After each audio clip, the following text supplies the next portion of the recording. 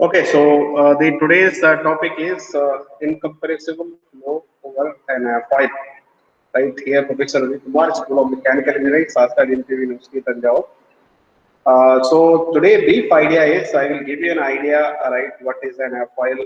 How many types of airfoils are, and why do we particularly too much concern about the airfoil, right? Whenever we are talking about aerodynamics, right? Aerodynamic study will help us to now make more effective design, right? We should have minimum resistance to the incoming airflow, and that concept basically is called streamlining, right? Always we make our object more and more streamlined to the flow so that obstructions are less. When obstructions are less, less disturbance to the flow will happen, and if less disturbance to the flow is there, a lesser amount of force is required to propagate through or accelerate through the given flow domain.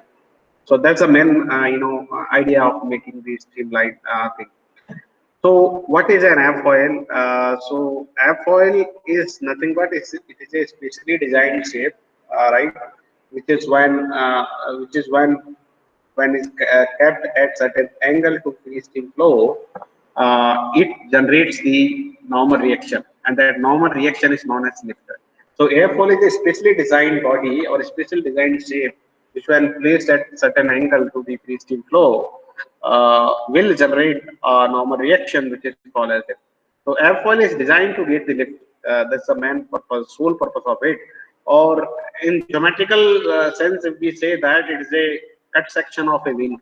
So if you look at the aircraft wing, if you cut it, you will get that shape, cross section of a wing. That is called airfoil. So if you generally look at the shape will be something called upper curvature is slightly higher compared to the bottom curvature. That's whole idea of airfoil. So I will draw here general shape which usually we are considering right uh, in most of the cases. So this is the airfoil. So this is something called this kind of thing. This is called airfoil. So if we look at this, right, usually if we look at this, upper surface is having more curvature compared to the bottom surface. So when flow takes place over it, all right, uh, as per the one knowledge principle, here flow will get accelerate usually because this is a accelerating flow, all right, accelerating flow. Here it is more disturbance, right? Flow comes like that. It will strike over here, then it will turn. So that means it is a decelerating flow, right? Usually. So in this case, bottom surface usually it is a decelerating flow. All right, decelerating flow. So it is designed in such a way that whenever flow takes place on top surface is having more curvature, so there will be a flow will get accelerate, right? Because it's having more smooth surface, so flow will accelerate. So as per Bernoulli's principle, we know that whenever velocity increases, our pressure decreases, right? And vice versa. So if you look at this shape, as top surface is having more curvature, that means on top will have a negative pressure, or you can say low pressure compared to the bottom surface. When such scenario exists, right, at any angle, right, usually uh, and there will be an unbalanced force acting perpendicular to the flow direction. So for us, this is the flow direction. So perpendicular to that, you will get something called normal reaction, right? Usually you say R, and that normal reaction itself is called it. So it is actually should be perpendicular to the flow. So in general, we can say that it is a specially designed body. It is something called like this, all right, and it is kept at certain angle. So flow is coming from this side, all right. Usually flow comes like this, and free stream flow we usually say V infinity. It is coming like this. So if I draw a certain distance between this point and front point, if I just connect these points right by a straight line, all right, and this flow is coming like that. This will be striking somewhere here. So this is also V infinity. You can say. So this angle is called inclination angle at which you are keeping your airfoil, and this is basically airfoil, right? Airfoil. And B actually not defining at that point. At this point, this line will define later on. So this is the angle, and sometimes we say this as angle of attack, angle of attack, right? Or we can say this also, right? Later on we'll define that chord line. This is called chord line. So and this is the free stream direction, free stream direction. So the angle between the free stream direction and the chord line of an airfoil makes which is known as angle of attack. So it is a specially designed shape which, when kept at certain angle to the free stream flow, right, it generates a normal reaction. It generates a normal reaction to it. So it generates this kind of reaction, right? This is called normal reaction, and one component of this, right, will be called lift, right? Usually we already defined. So this is lift, and one component of that will be called as drag, right? Drag. And usually we say this is the inclination angle, right, alpha. So, sorry. So it is designed to get a normal reaction, and one component of this normal reaction is called lift, and lift always act perpendicular to the flow direction, perpendicular flow direction. So the whole purpose of designing such a shape, right, is to get the normal reaction, right? Even now question will rise, in circular cylinder itself we were getting the lift, right? Why to be go for this kind of shape? I agree, right? With circular cylinder, we can have lift, right? And sometimes, right, if we rotate the circular cylinder at certain rotational speed, we may approach the lift generated over an airfoil. But big drawback with circular cylinder is that frontal area is bigger, right? You look at the frontal area of this shape is smaller than the circular cylinder. When frontal area is bigger, there will be a tremendous rise in drag as well. So if we look at the drag generated on surface, it will be much higher than the drag generated on this kind of shape. So that's the reason why basically we are going for this kind of more streamlined shape, right? Particularly to generate the lift. Even though circular cylinder can match, right, the same lift which is going to be generated over this airfoil, but overall what we define the performance parameter. Performance parameter usually we define like lift per unit drag. In that case, right, the performance of circular cylinder will be much poorer compared to the airfoil. All right. So I hope idea should be clear to you, right? It is a specially designed shape to get the normal reaction, and it will get the normal reaction only when it is kept at certain angle of attack to the free stream flow direction, which is called as airfoil. So if we look at the brief history of airfoil, right, the first patented airfoil, right, shape was developed by the H.F. Cliff. This fellow actually patented the first shape of the airfoil. It was not like this, right? It was slightly thin compared to this one. So the first patented airfoil shapes was developed by the H.F. Cliff in 1884. Cliff was an Englishman who carried out the first serious wind tunnel experiments on airfoil. Then after him, Wright brothers in 1902, right, they conducted their own airfoil test in a wind tunnel and developed relatively efficient airfoil shapes compared to the HF lift, which contributed to their first successful heavier than air flight on December 17, 1903. Right, so they designed their own shape. Still, they were, in the same analogy that the shape will be like something called thin. So still, they were using this kind of shape. They never thought of, giving some thickness to it. So this kind of shape, basically, they still used. That's why this flight was lasted only for some 9 seconds, not more than that. 9 seconds. It was the first successful flight for 9 seconds, and it traveled just 100 meters distance, not more than that. So that's all. So that was the first successful flight carried out with the Wright brothers. And after them, in early 1930s, the NACA, this is the agency basically. The NACA, now it is known as NASA, right? Earlier name was NACA. National Aeronautical Space Administration, right? Now we know this. This actually came after 1952. So it was renamed after 1952 as NASA. Earlier it was NACA. So NACA is National Advisory Committee for Aeronautics. So this is the agency, right, which started a series of definite airfoil experiments using airfoil shapes which were constructed rationally and systematically. So they now introduced thickness factor, and they related the thickness factor with the overall length of the airfoil. So when we talk about the overall length of the airfoil, they gave that as a chord length, right? Usually they actually gave definition of this chord length, not chord line. Usually this is the chord line. So this is not chord, it is a chord length. So they varied this thickness, right, in a proportion of the chord length. So whatever the chord length, so compared to that, the fractional increase in thickness they carried out, and they developed like that a series of airfoils. So they developed many series of airfoils, starting from 4-digit series, then 5-digit series, 6-digit series.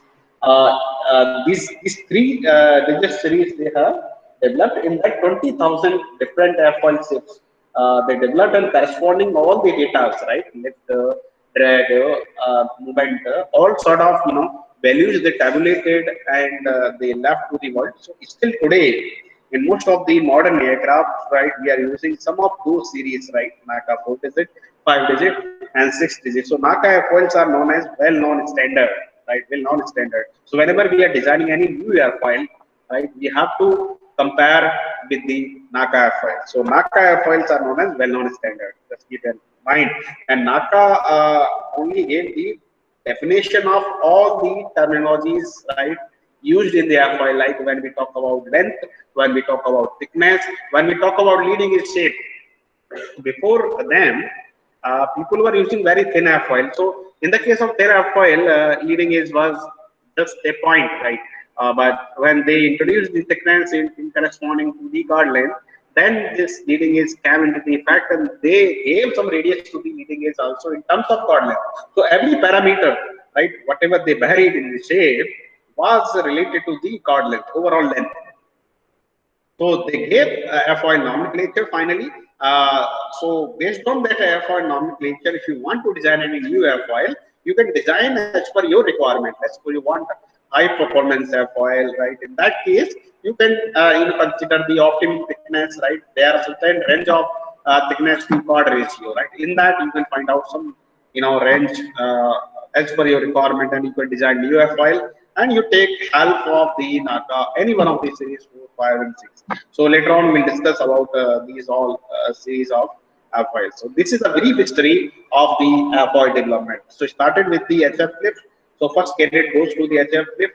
Their right results actually they also did a lot of serious internal tests, and they have also contributed a lot, right, in design and development of airfoil. But a major contribution was made by the American NACA, National Advisory Committee of Aeronautics. 1930s to 1950s, they developed around more than 10,000 or 10 to 20,000 different shapes, right? And they carried out a serious internal test, and they formulated all the corresponding aerodynamic performances, lift, drag, and movement. So already all the known values are available. Now you design new airfoil and you match with them, whether your airfoil performance are matching or not. So, like for validation purpose, you can use, or you can directly use any one of the NACA airfoil for the new aircraft, wing. That's the thing. So next one is airfoil nomenclatures. So airfoil nomenclatures were given by the NACA.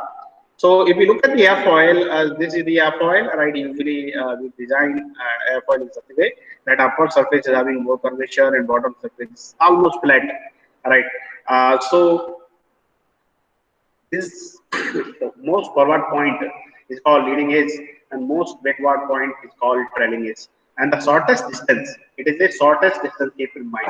It is the shortest distance which is connecting these extreme points, extreme front and extreme back point is known as basically chord line. Sorry, chord line. There is another line which is dot dot dot. It is known as mean camber line.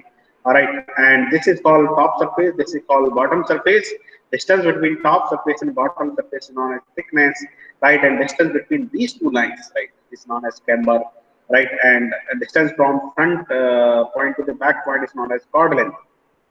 Sometimes they say just chord, right? See, chord. So they defined all the terminologies, right? So these are the major terminologies, right, when you are designing any new file. So one by one we will see what are basically these things. So leading edge is the most forward point of the airfoil, and trailing is the most backward point of the uh, airfoil. And similarly, just you focus over here, leading edge is circular, right? It's not like pointed one. So it is having some radius, right? So it is having certain radius. So if we consider this as a center, and this is the radius, right? This is the radius. So the shape of the airfoil at the leading edge is usually circular with the leading edge radius. Approximately for this also they gave the value, right? Leading edge radius that is also fixed, right? In terms of chord length. Keep every parameter is in term of chord length. So we can say 2% of small c. Small c is a chord length which is given here, right? Small c is a chord length. So leading edge radius is fixed around 2% of the chord length, which is here. All right. Now next one, when we talk about the curvature, right? That is called camber. Before defining the camber, we have to define this one, right? So chord line is the shortest distance, right? Shortest distance connecting the leading edge and trailing edge. It may not always be lying within the FL. So keep in mind, depending on the shape, sometimes this may go outside of the profile, right? It may not be always within the profile, right? Based on the curvature, it may come out also, right? So it is a shortest distance connecting leading edge and trailing edge.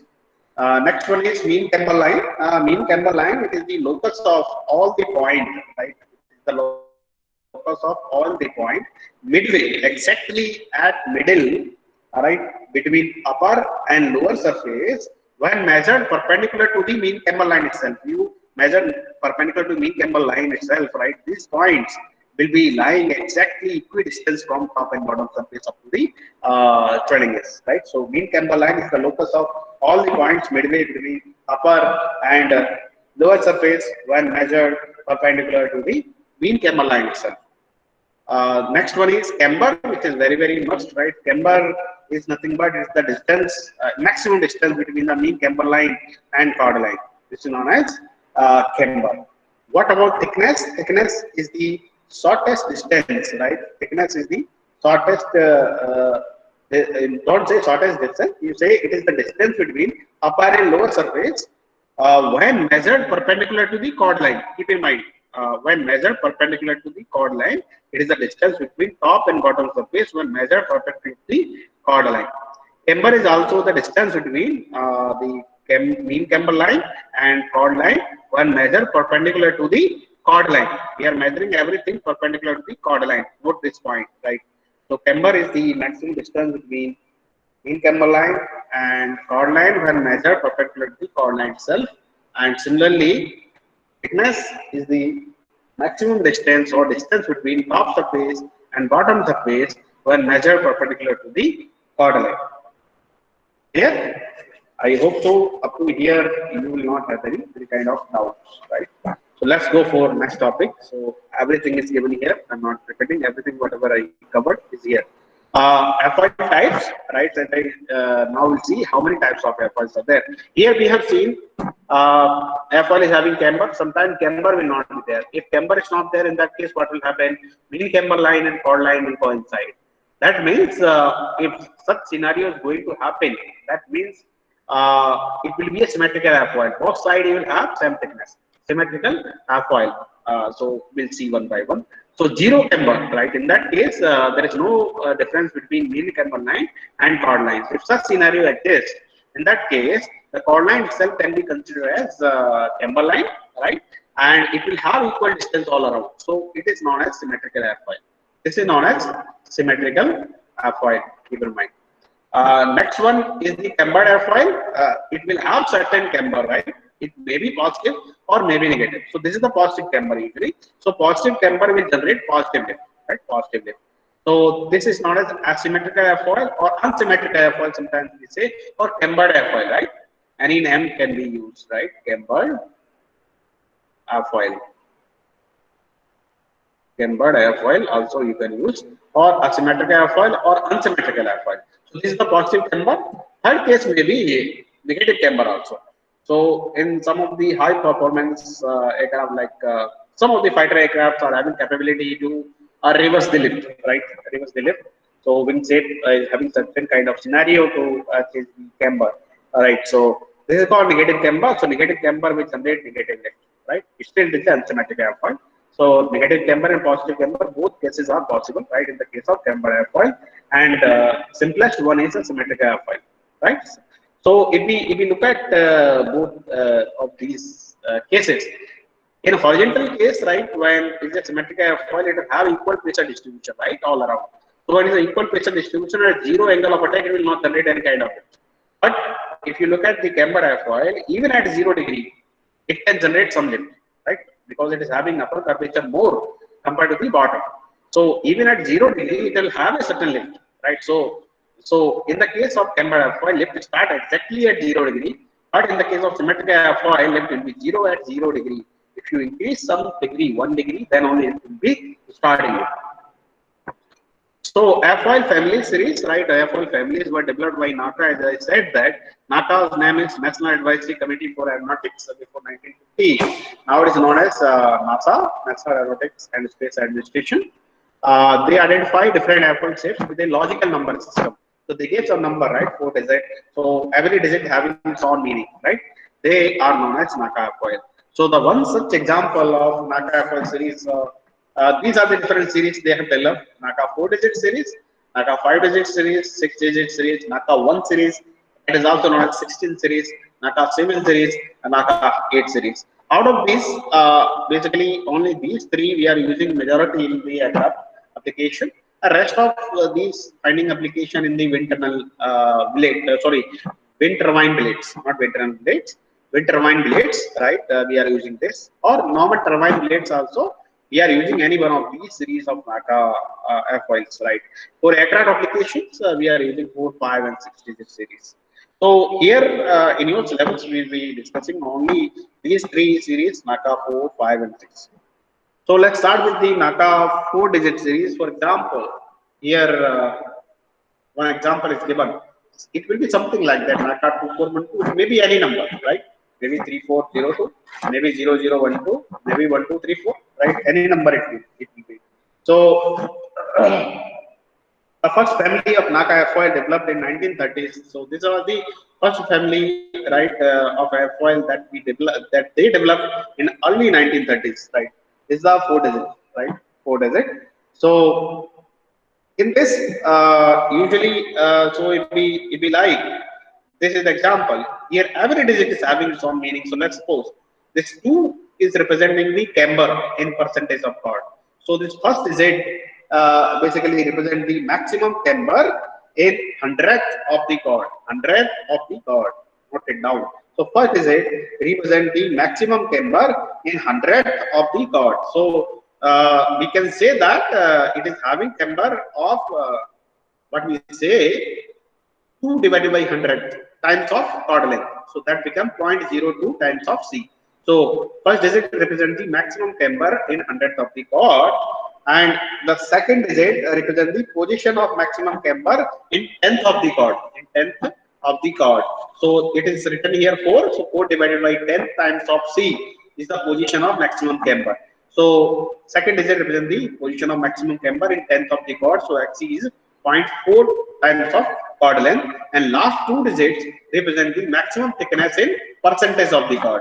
So as a whole, we can say for NACA 2412, this is an airfoil which is having maximum camber of around 2% of the chord length, and is located at 0.4 times of C from the leading edge. Every measurement you are making from the leading edge at 0.4 C from leading edge, from leading edge, right? And it is having maximum thickness of 12%. Maximum thickness of 12%. So this is the chord length, right? You say. So whatever you are measuring from this side, right? From this side, always starting from leading edge. So location will be at 0.4 C, and the camber is 2%, and thickness is around 12%, right? So we can say. So these are the locations. So here you can say this is the position where you are getting 2%, right? And this is the total chord length and 12% of thickness. So this was the first series developed by the NACA. Next is it if for example somebody says, give me one example of symmetrical airfoil. All right, in this case of symmetrical airfoil, if you write in 4 digits, that will be simply 0012. So this is one example of symmetrical airfoil, right? Symmetrical airfoil. So it is a symmetrical airfoil, that means 0% camber. So position is also 0. It is having only thickness, right? Other parameters, these two parameters will not be there, and this is one example of symmetrical airfoil, and this is the example of cambered airfoil, right? So keep in mind, don't make any mistake with this. Next digit was the 5-digit series, right? So second family of NACA airfoil was the 5-digit series, right? So for example, NACA 23012. So we are taking this as our example. So NACA 23012. So first digit again is multiply by 3 by 2. So first digit when multiply by 3 by 2 gives the design lift coefficient in tenth. In tenth. So if you multiply by 3 by 2 and divide by 10, that will give the design lift coefficient. Right. Then second, these two, when divide this entire thing by 2, gives the position of maximum camber in percentage of the chord length. In percentage of the chord length. And last two, as usual, percentage thickness, right? Maximum thickness in percentage, right? So last two is maximum thickness. So for this airfoil, we can say this airfoil is having design lift coefficient of 0.3. Location of maximum camber is around 0.15 times of chord length from leading edge, and airfoil having around 12% thickness. Around 12%. Sir, excuse me, sir. Yes. Sir, this interpretation of this thing, this code is different for each series, sir. For example, like in the earlier series, we saw it differently. Like we didn't multiply it by 3 by 2. Yes, yes. For every series, interpretation is different. For 4-digit, interpretation is what example I gave there, and for 5-digit, interpretation is like this. Okay, sir. Okay. Clear? For 6-digit, it will be entirely different. So for every series, interpretation is entirely different, right? So based on your requirement, you can choose. So in first digit, we are means 4-digit, we are not able to know what is the design lift coefficient.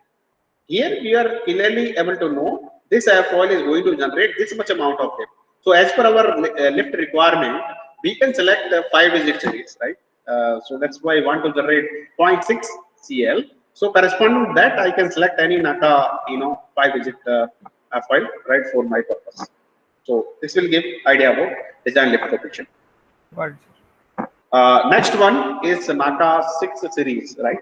This is one of the most, widely used family of NACA airfoil during World War II, right? It was developed during the World War II.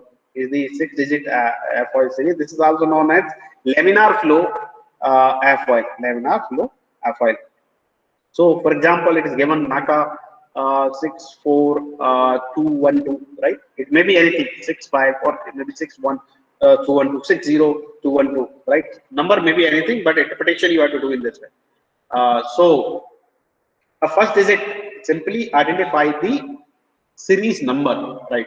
So let's suppose this is 6, that means the 6-digit series. 6-digit series. Keep here hyphen is there, right? Without hyphen, if you write, then it will be treated like 5-digit series. Keep in mind. So here hyphen will come right in between. So the first digit itself is identifying the series number. Second digit gives the second digit will give the location of minimum pressure in tenth of the chord. Minimum pressure point in tenth of the chord from the leading edge. And this third digit is called designed lift coefficient in tenth of the chord, and last two digit as usual maximum thickness in 100.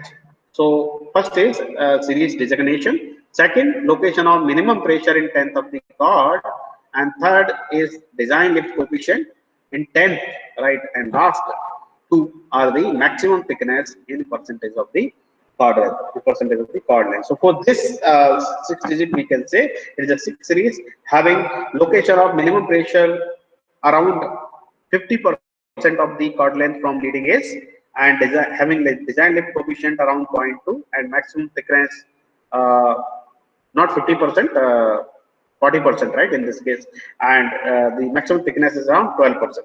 12%. So like that we can say. Clear? So now we'll compare, right, the laminar flow airfoil and conventional airfoil, right? Usually 4-digit. In what way it is better? So this is also known as laminar flow airfoil. Sometimes they will use this term. So this is called laminar flow airfoil.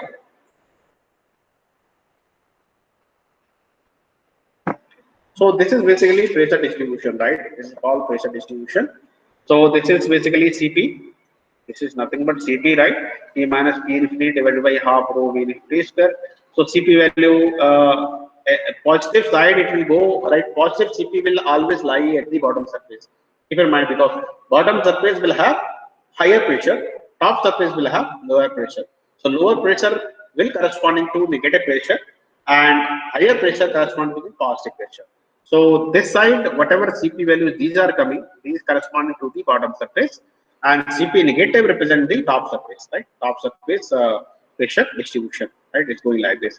So along the chord length, so this is the chord length, and the same thing is here, fraction of the chord length. So this is the X location. So let's suppose around 20% of the chord length, 30% of the chord length, 40, 50, 60% of the chord length, like 20, 40, 60, 80, and this is 100% of the chord length. So 100% is the tip. At tip, nothing will come beyond the tip. Before the tip itself, your pressure distribution will be over, right? So this is basically upper surface, and this side is the bottom surface. And we are much more concerned about the upper surface. So in conventional, this is the standard airfoil, right? So this is symmetric airfoil. Look at what is it? 0012. So that means a symmetrical airfoil. In that case, we are able to get maximum negative pressure around 0.4, and which is very near to the 20%. Before 20% of the chord length itself, you are getting the negative pressure, and after that it is dropping, right? And around 80%, your flow is separated almost, right? So it is going to be 0, and then it changed, right? Then it's changed.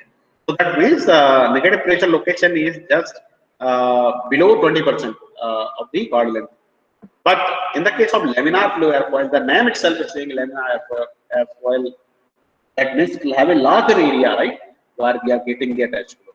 So if it is a larger area, means this negative pressure zone will be shifted towards the trailing edge, and it will not go up to trailing edge because laminar flow will not have certain that much high energy. So it definitely will get separated, but still, it will be traveling more than 50%, right? Maybe somewhere nearby 70, 75%, it may decrease. That experiment says that theoretical value still will be between 0.6 and 0.8.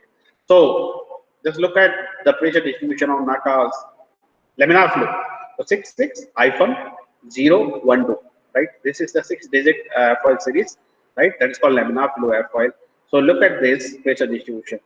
So it started exactly right at the leading edge itself. We are getting very good, negative pressure, and if we are keep on going between 0.6 or you can say around 65% of the chord length, we are having a peak negative pressure, right?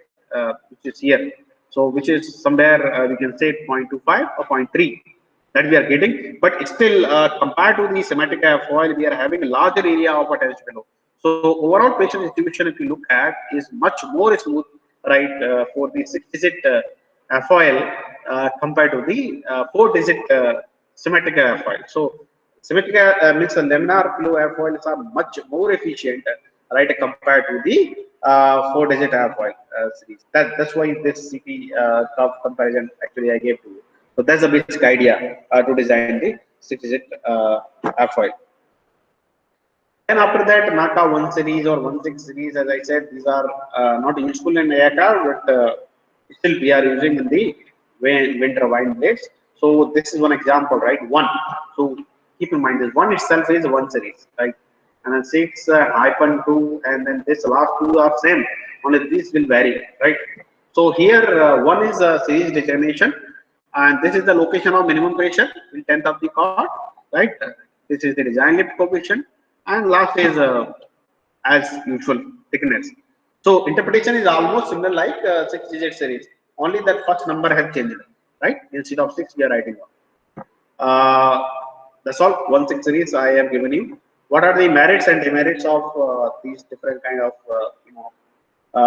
F files? So if we look at the 4 digits, 4 digits advantage having good install characteristics, right? So it will not be easily installed all of a sudden, right? A smaller center of pressure movement across the large speed range, right? Roughness has little effect. So surface is rough, it will have very little effect, right, on the performance. What are the disadvantages? Low maximum lift coefficient, right? As I said that minimum pressure point is just below 20% of the chord length. So low maximum lift coefficient, a relatively high drag, right? With what laminar we are comparing, and high pitching moment. So as I have not introduced this, so just to take this point as it is. So high pitching moment. What are the applications? General aviation we are using. Horizontal tail also, right? We are using the 4-digit foil, right? Particular that horizontal stabilizer, right? In the aircraft. There also we are using the 4-digit. Symmetrical, particularly symmetrical airfoil in 4 digits are getting used in supersonic jets, helicopter blades, right? And shrouds, missile, rocket fins. So rocket fins also will be made of symmetrical 4-digit airfoils. These are the various applications of 4-digit NACA airfoils. If we look at the 5-digit, right, it will have higher maximum lift compared to this, right? So low pitching moment, right? Roughness has little effect. So what are the disadvantages for this? As it is having high lift, so stalling point will be much earlier than this stalling will occur much faster than 4 digits. So poor stall behavior, a relatively high drag. So drag penalty is there. Where we are using general aviation as usual, piston powered bombers transport, commuters and business jets. These are the various application area. If we look at the 1/6 series, right, 1/6 series, as I said that actually we use in wind turbine blades or propeller blades, right? So avoid low pressure peak, low drag at high speed, relatively low lift. Lift will be less, right, compared to others. So aircraft propellers and ship propellers basically been made of 16 this series, and 6 series laminar Apple series. Basically, most of the private jets are using this kind of series. So it is having high maximum lift coefficient, very low drag over a small range of operating condition, and it is optimized. It can be optimized for high speed as well. So high drag outside of the optimum range of operating. So whatever optimum range is a laminar, if you are going beyond that, so drag will be more. So high pitching moment, right? Poor stall behavior. When you are going for high lift, stall behavior will suffer, right? Keep in mind. So poor stall behavior, and if roughness is there, that will also will lead to flow separation, right? When flow separation occurs, performance parameters will get reduced. So very susceptible to the roughness. These are the various applications: piston powered fighters, right? Business jets, jet trainers, and supersonic jets. So these are the various applications of this. So if you look at the lift generation, right? So lift generation of wing depends on their cross section shape. As I said, it is very thin. Lift will not be sufficient enough, right, to sustain larger range. So Wright brothers, particularly, they first study the effect of different cross sections. So they define the airfoil with optimum cross section shape of a wing. So earlier airfoils were something like this, right? So this I have taken from the John D. Anderson fundamentals of aerodynamics. So look at the earlier shape, they're very thin, right? So they were not able to sustain larger range. So that's was the problem. So right, 1908, slight thickness was given, right? Then 1909 varied, then RAF, Royal Air Force, they started 1912, right? Then Joukowsky fellows also come. They came with thick airfoil. Problem with thick airfoil was drag penalty was more, right? Then Göttingen, 1919. This is prior 1930, right? When NACA came. Before that, also people have contributed a lot. So this was also thick, right? So same analogy they followed. Then Clark, 1922, they slightly reduced the thickness, so got better performance compared to thicker. Then 1926 M60, then again RAF, then NACA started. So 4-digit first started 1933. Then 5-digit 1935, right? This is also 5-digit 1935, and 1945 your 6-digit came into the existence. So this is the various brief history how airfoil was developed. So basic idea in airfoil is to create the more negative pressure on top of it. So more negative pressure will generate more circulation. So more circulation means more lift. we can say. So if we look at the airfoil characteristic, why airfoil is basically designed to get the lift, right? Usually lift. So lift curve slope we will look at. So as the angle of attack increases, this is the case when I am considering the cambered airfoil. So I just said that cambered airfoil is still at 0 degree angle of attack.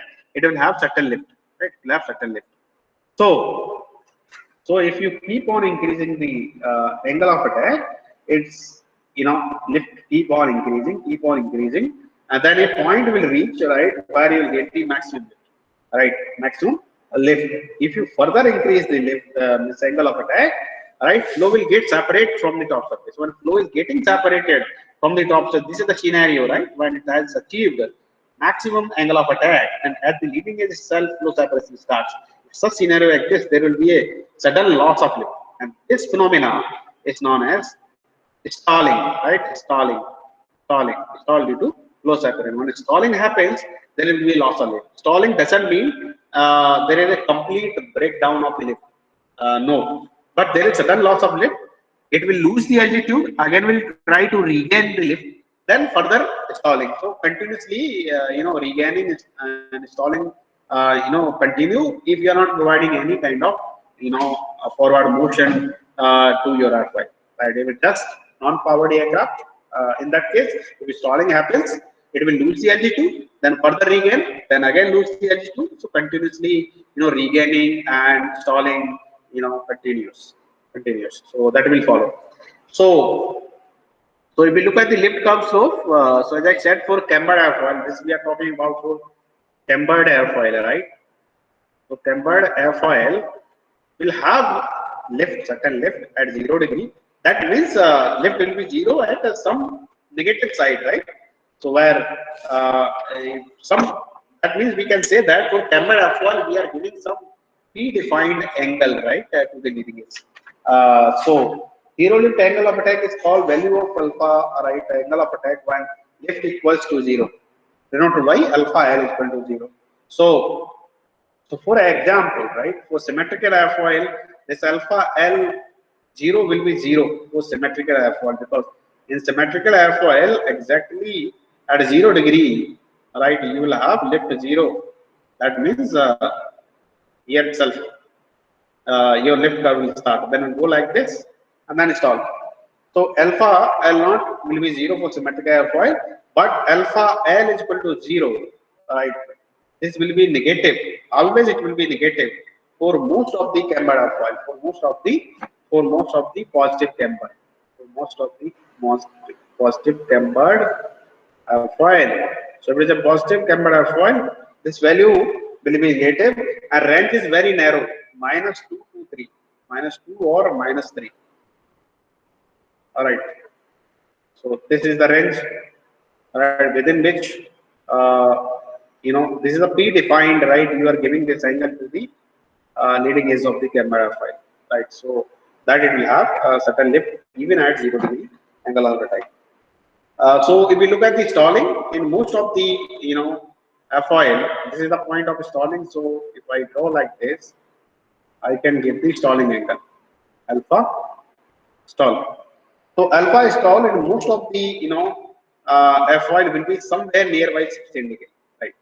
Usually we are not using any kind of additional high lift devices. In that case, it will be somewhere 16 degree.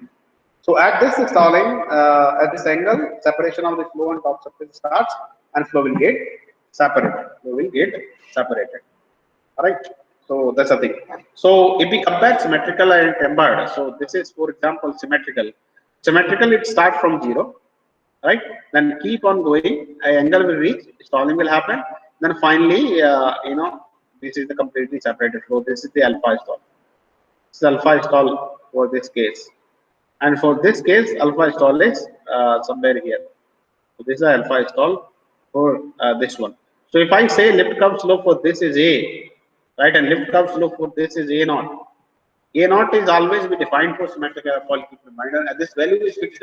So we have carried out the Windrush experiment. This value is fixed, 2 pi, 2 times of pi. This was from the Windrush experiment. They have find out that this value is fixed. So this is called lift curve slope for the symmetrical airfoil, keep in mind. So in symmetric airfoil, lift starts from 0 degree and then angle keep on increasing. Lift continues increases. A point will reach where stalling will happen. So this point is stalling and flow separation, right? And keep in mind in the case of cambered airfoil, lift generator is more. So CL max, right? This is the point where you are getting the maximum CL, right?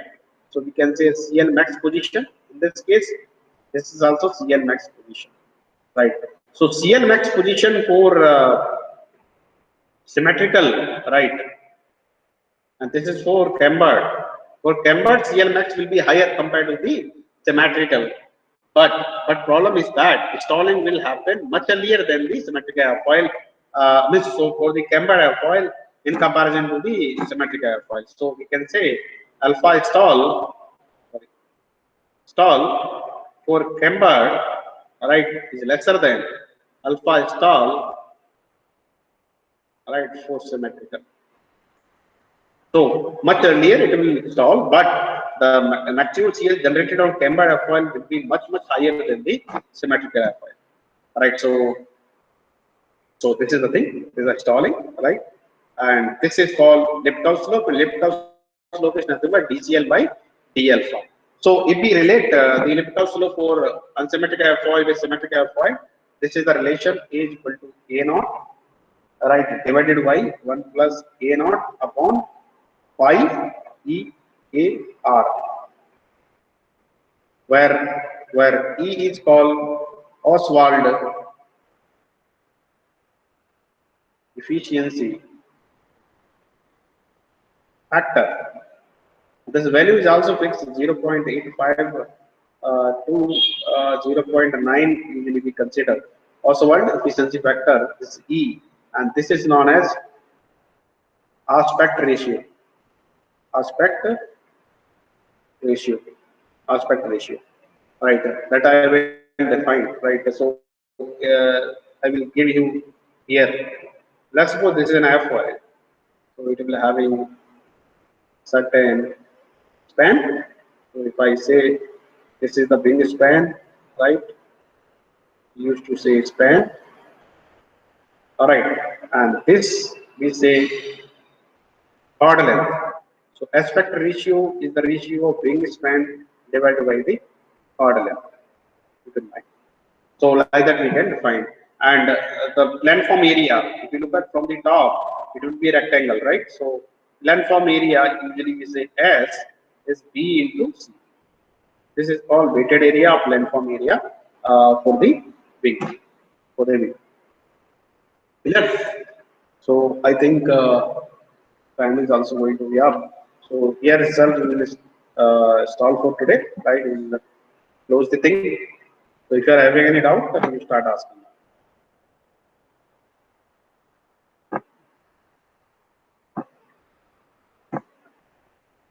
Yes, your doubt, please.